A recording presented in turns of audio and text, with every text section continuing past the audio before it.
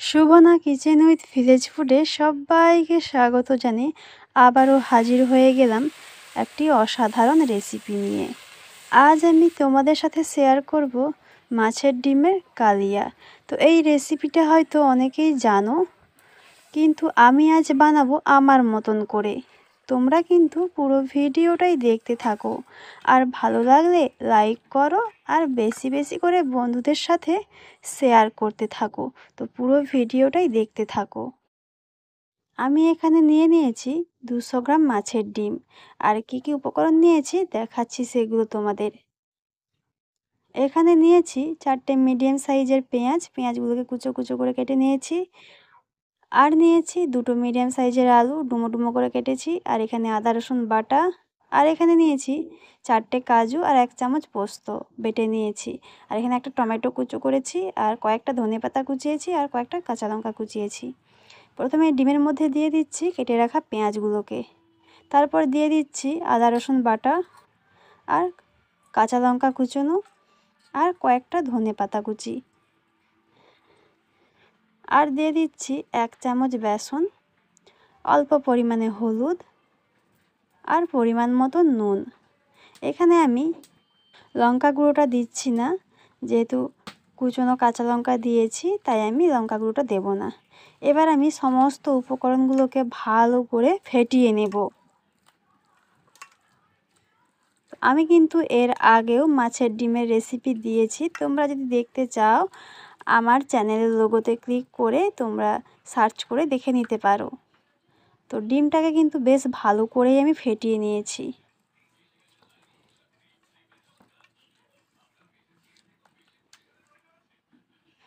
এবার আমি এদিকে একটা কড়াই বসিয়ে দিয়েছি। কড়াইটা বেশ গরম হয়ে গেছে। এবার দিয়ে দিচ্ছি সর্ষের তেল। তেলটাকে কিন্তু অবশ্যই ভালো করে গরম করে নিতে হবে।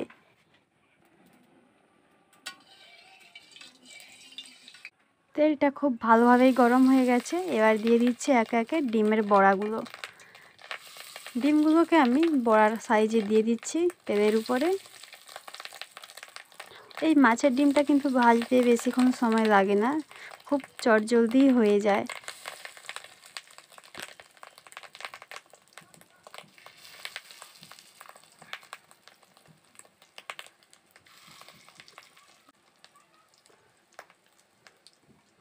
সমস্ত বড়াগুলো দিয়ে দিয়েছি।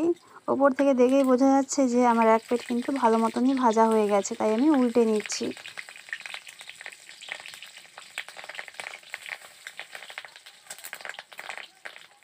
তোমাদের বলেছিলাম এই ডিমগুলো কিন্তু ভাজতে বেশিক্ষণ সময় লাগে না। দেখো বড়ার আকৃতিগুলো যে দিয়েছিলাম খুব তাড়াতাড়ি হয়ে গেছে এক পাশ ভাজা। বড়াগুলো বেশ খুব সুন্দরভাবে ভাজা হয়ে গেছে। এবার আমি তুলে নেব।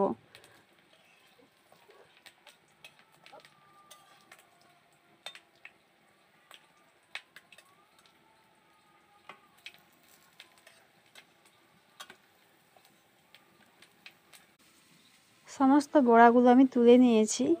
এবার কড়াইয়ে যে তেলটা বেঁচেছে ওই তেলের মধ্যে আমি দিয়ে দেব কেটে রাখা আলুগুলোকে আমি ভালো করে ভেজে নেব। আলুগুলো দিয়ে দিলাম পরিমাণ মতো নুন আর পরিমাণ মতন হলুদ।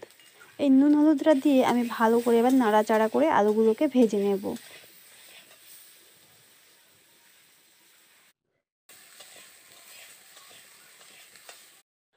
আলুগুলো কিন্তু বেশ ভালো করেই ভাজা হয়ে গেছে। এবার আমি নামিয়ে নেব।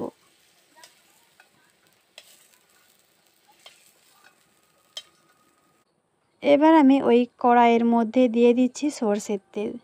তেলটাকে ভালো মতন গরম করে নিতে হবে। এবার ফোড়ন হিসেবে দিয়ে দিলাম একটা তেজপাতা, একটি শুকনো লঙ্কা, আর 1 চামচ সাদা জিরে। এবার সমস্ত উপকরণগুলোকে ভালো করে নাড়ি চাড়িয়ে ভেজে নেব। এবার আমি দিয়ে দিচ্ছি কেটে রাখা পেঁয়াজটাকে ভালো করে ভেজে নেব। পেঁয়াজটাকে বেশ ভালো মতনই ভেজে নিয়েছি। এবার দিয়ে দিচ্ছি কেটে রাখা টমেটো, আর দিয়ে দেব বেটে রাখা আদা রসুন। এবার আমি এই উপকরণগুলোকে আবারও ভালো করে কষিয়ে নিচ্ছি। মশলাগুলো বেশ ভালো করে কষিয়ে নিয়েছি। এবার আমি দিয়ে দিচ্ছি পরিমাণ মতো লঙ্কা গুঁড়ো আর দিয়ে দেব পরিমাণ মতন হলুদ গুঁড়ো আর দিয়ে দেব পরিমাণ মতন নুন। আবারও আমি এই উপকরণগুলোকে ভালো করে কষিয়ে নেব।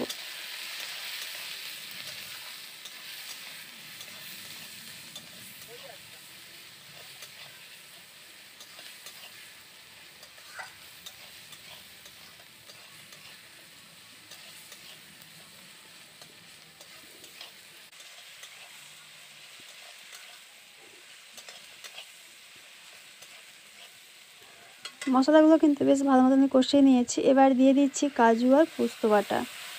আবারও আমি ভালো করে নাড়াচাড়া করে নিচ্ছি। এবার একটু আমি বাটি ধোয়া জল দিয়ে দেব। মশলাগুলো যত ভালোভাবে কষাবে ততই কিন্তু তরকারির টেস্টি বাড়ে। তো অবশ্যই কিন্তু মশলাটাকে ভালো করে কষিয়ে নিতে হবে। এবার একটু আমি দিয়ে দেব গরম মশলা গুঁড়ো। গরম মশলাটা দিয়ে আবারও ভালো করে আমি নাড়ি চাড়িয়ে নিচ্ছি।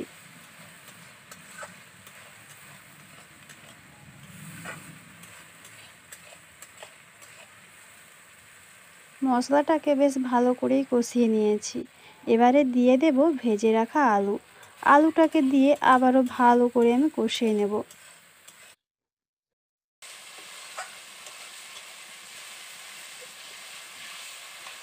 এবার আমি দিয়ে দেব পরিমাণ মতন জল। জলটাকে দিয়ে ভালো করে নাড়াচাড়া করে নিচ্ছি আর ভালো করে অবশ্যই ফুটিয়ে নেব যতক্ষণ না আলুটা সেদ্ধ হয়।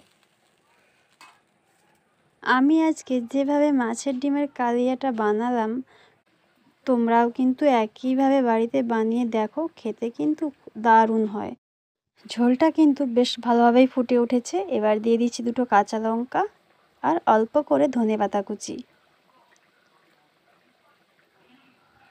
এবারে আমি দিয়ে দেব ভেজে রাখা মাছের ডিমগুলো। আবারও আমি বেশ কিছুক্ষণ ধরে ফুটিয়ে নেব।